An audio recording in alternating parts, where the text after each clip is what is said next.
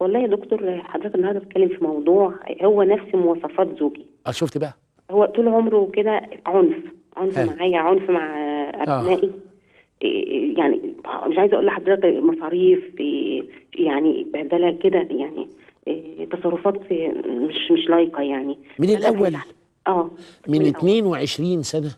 وصبرت وربيتهم، بس اه. حاليا هم دلوقتي في كليه وفي ثانويه عامه. وانت بتفكري تمشي بقى، كبروا لا كمان. مش بفكر امشي، ده هم اللي امال. عايزين نمشي، هم اللي عايزيننا ننفصل. ما انا من يعني انا فضلك ما انا راضيه. من فضلك بس عايز اقول كلمه واحده.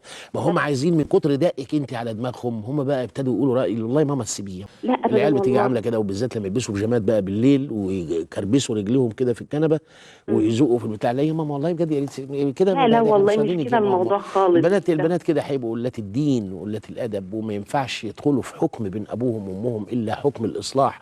لو يقدروا يصلحوا، لكن ما يشجعوش ابوهم على انه يطلق امهم، ولا يشجعوا امهم على انهم هم عايزين يريحوا دماغهم، عايزين يعملوا زي فريق كوره ينحازوا للام. فما تشتكيش طيب بس منه انت انا كتير. انا كنت الاول انت، بس انا لا انا عايزه. هقول لسيادتك على حاجه، ما هو اصل اتفضل. احنا. انا عايزه انا نصيحه بجد. النصيحه هو يقول ده حرام، هو، مم. وانت تتجنبي اي موقف بيقول لك فيه تفلقي. انا بتجنب اي هم. الله يسترك.